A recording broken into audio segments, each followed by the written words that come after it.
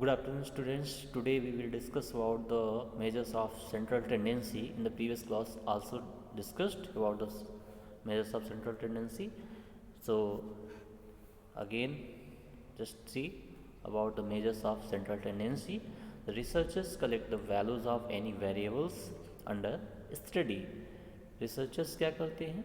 Collect करते हैं values की अंडर द वेरिएबल। जो भी एनी वेरिएबल्स होते हैं, बहुत सारे वेरिएबल्स होते हैं किसी भी स्टडी में, उसकी वैल्यूज़ को कलेक्ट करते हैं like a haemoglobin in the percentage. एक एग्जांपल के थ्रू अगर हम देखते हैं किसी भी हीमोग्लोबिन को फ्रॉम अ लार्ज पॉपुलेशन, बहुत सारे पॉपुलेशंस में हीमोग्लोबिन का कैलकुलेशन फाइंड करते हैं। And the observation value cluster, जो ऑब्जर्वेशन वैल्यूज़ होती है बहुत सारी क्लस्टर्स होती है around a central value, central value के आसपास की बहुत सारी वैल्यूज़ होती है। The features of concentration of the value around the central value is known as the central tendency. जो फीचर्स होती है, कंसंट्रेशन होते हैं, सबसे ज़्यादा सांद्रता होती है जिससे हम बात करते हैं around the central value is known as the central tendency. The central value around which there is a concentration is called the measures of central tendency. जो central value होती है around the concentration is called the central tendency. By calculating the measures, किसके through कैसे करते हैं? By calculating the measures of central tendency we can find a single value. जो central tendency का calculation methods होता है उसके थ्रू हम एक single value प्राप्त करते हैं which represent the complete data, जो कि कंप्लीट डाटा जितना भी हमने डाटा कलेक्ट किया है उसको रिप्रेजेंट करता है। It also help us to compare the value of two or more groups, जो कि अपने एक या एक से ज़्यादा ग्रुप्स को डिनोट करने में, कंपेयर करने में हेल्पफुल होता है। डेफिनेशंस थे अकॉर्डिंग टू वाचाओ and the according to Croxton Cowden, previous classes में डिस्कशन हुआ था। Objectives of the central values की बारे में बात हो गई थी कि ये क्या है, mainly to get single value describe the characteristic of the entire group. एक ही सिंगल वैल्यू जैसे मैंने बताया वो पूरे ग्रुप को ऑब्जेक्ट प्रेजेंट करता है टू फैसिलिटेट कंपेरिजन, और कंपेरिजन्स दो या दो से अधिक ग्रुप्स का कंपेरिजन करने में हेल्पफुल होता है। रिक्विसाइड्स ऑफ द गुड एवरेजिंग, क्या कौन कौन सी ऐसी चीज़ें होती है जो कि गुड एवरेज को लिए इजी इंपॉर्टेंट होती है। इजी टू अंडरस्टैंड होना चाहिए, सिंपल टू कंप्यूट होना चाहिए, based on the all items, सभी आइटम के बेस्ड होना चाहिए, not unduly affected by the extreme observation, किसी भी अनड्यूली इफेक्ट नहीं होना चाहिए, हिलना डुलना नहीं चाहिए, रिजिड डिफिनीशंस होनी चाहिए, कैपेबल फर्दर अल्जेब्रिक ट्रीटमेंट होना चाहिए, उसको बाद में कभी भी यूज किया जा सकते, सैम्पलिंग स्टेबिलिटी होनी चाहिए। These are the requisites for the good averaging. Measures of central tendency की बात किया था in the classes, previous classes. The important measures of central tendencies are follows the arithmetic mean, median mode, geometric means, harmonic means. तो today we are discussing about the arithmetic mean. Okay, what is the arithmetic mean? The arithmetic mean is the quantitative obtained by the summary two or more number and that divided by the total number of numbers.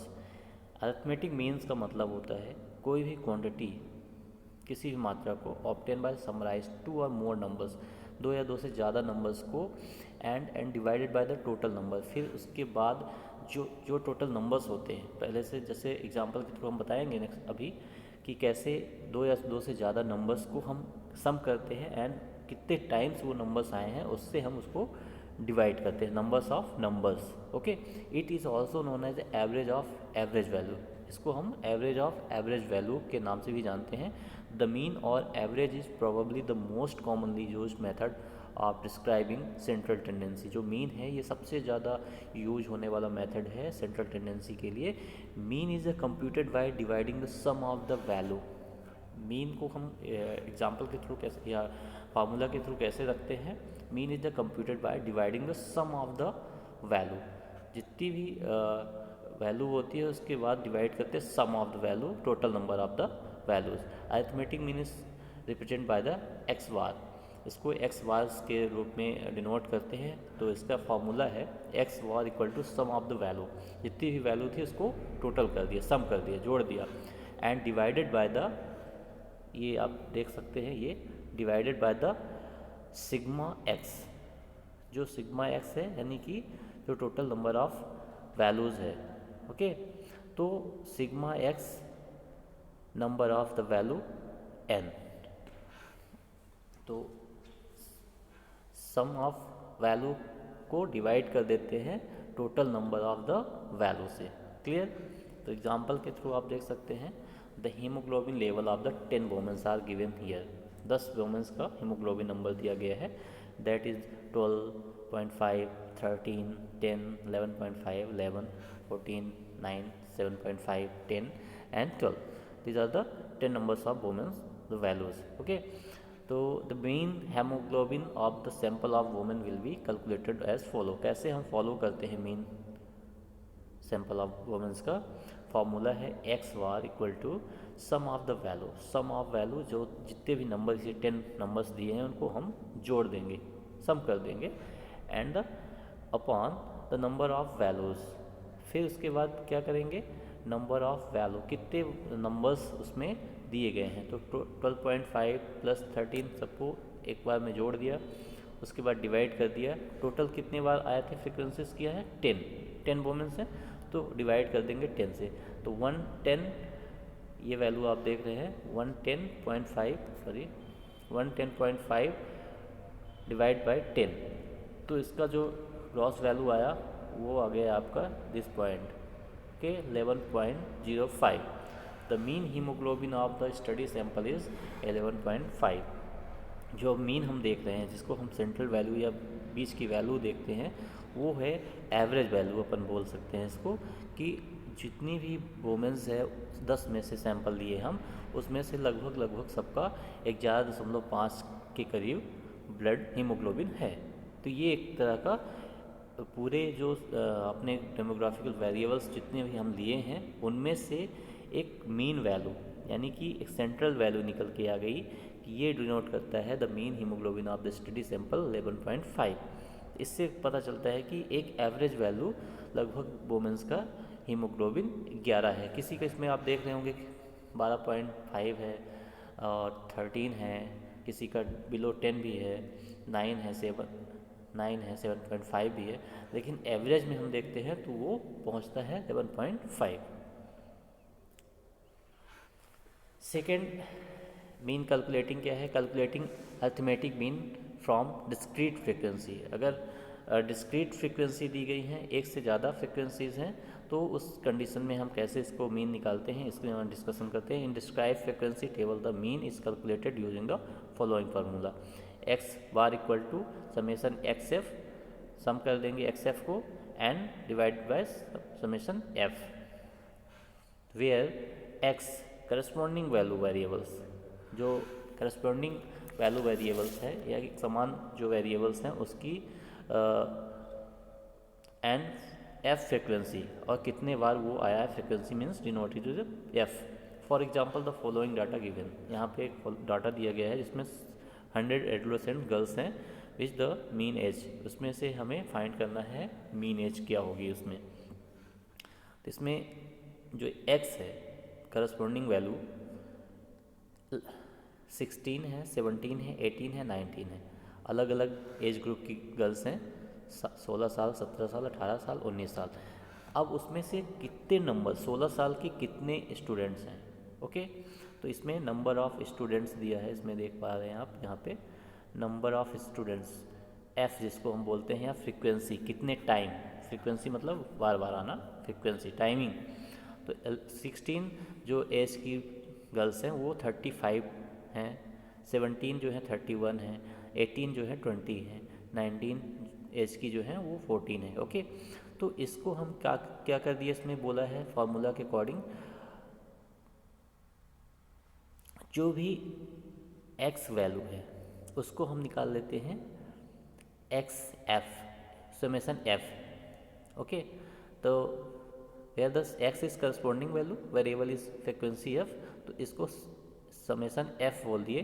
Total number of student कितने हो गए frequency में 100, इसको count कर लिए 35, 31, 20, 14 equal to 100। Clear? अब x F को भी हमने देख लिया, एक्स एफ की वैल्यू आ गई। एक्स एफ कहाँ से आया, एक्स आपका 16 है और एफ क्या है 35, तो इसको हम क्या कर देते हैं इनटू कर देते हैं। क्लियर? इनटू करेंगे तो ये टोटल 560 आ जाएगा, 17 इंटू 31 करेंगे तो 527 हो जाएगा। इसके अकॉर्डिंग ये सबको वैल्यूज हमने ऐसे निकाल लिया।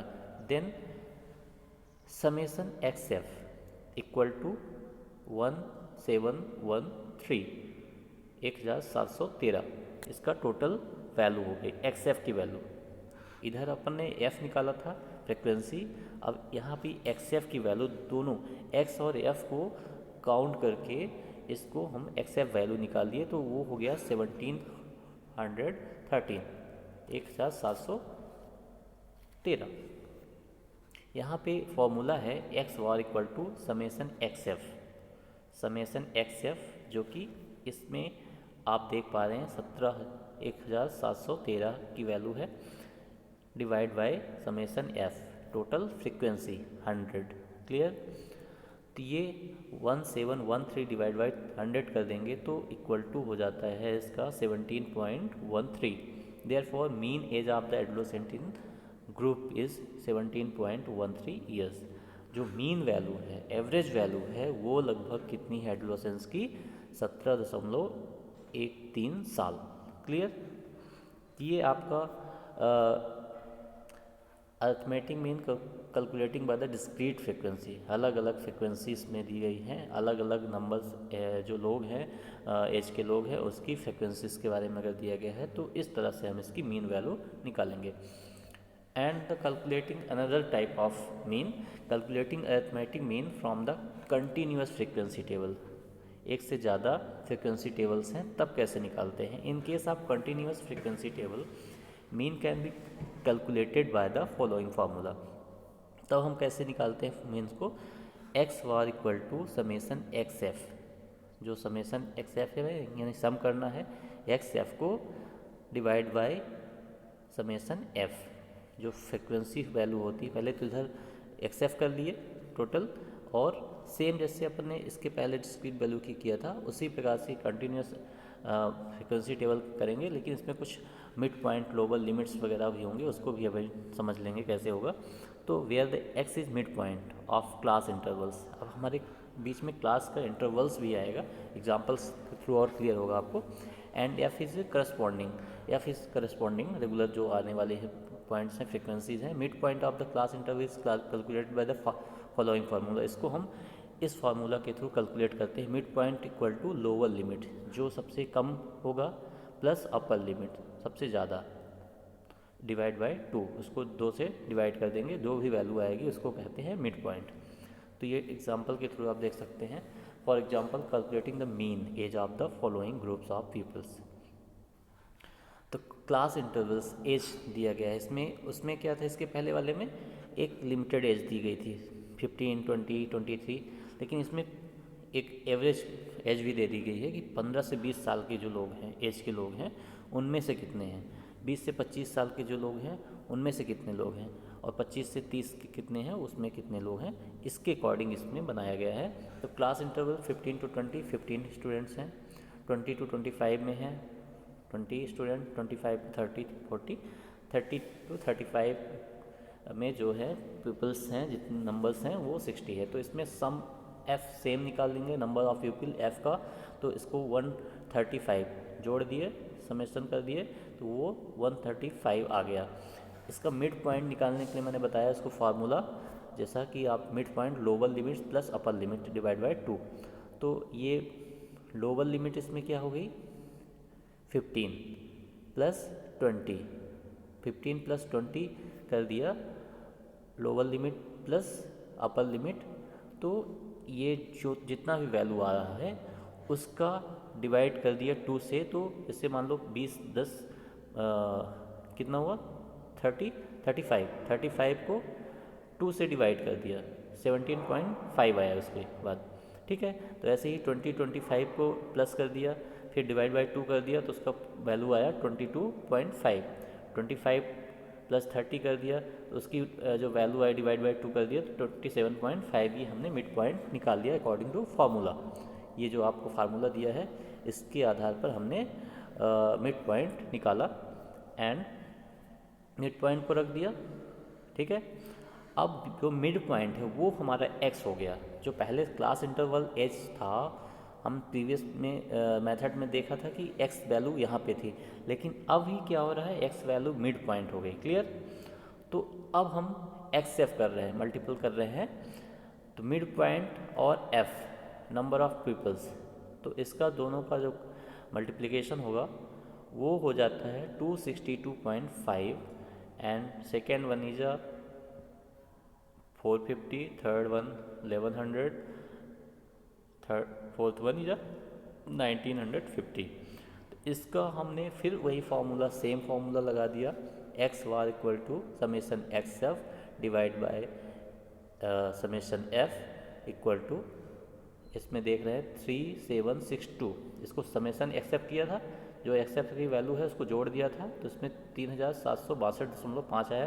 तो इसमें 3762 को इस फार्मूला के अंदर रख दिया, तो ये कहलाया 135 से डिवाइड किया, 135 नंबर ऑफ पीपल्स, एफ जो वैल्यू है उसको डिवाइड कर दिया। फार्मूला क्या कह रहा है, समेसन एक्स एफ ये हो गया, और समेसन एफ जो है ये हो गया, फ्रिक्वेंसीज नंबर ऑफ पीपल्स कितने हैं, तो उसको डिवाइड कर दिया, तो इसका वैल्यू आया 27.87।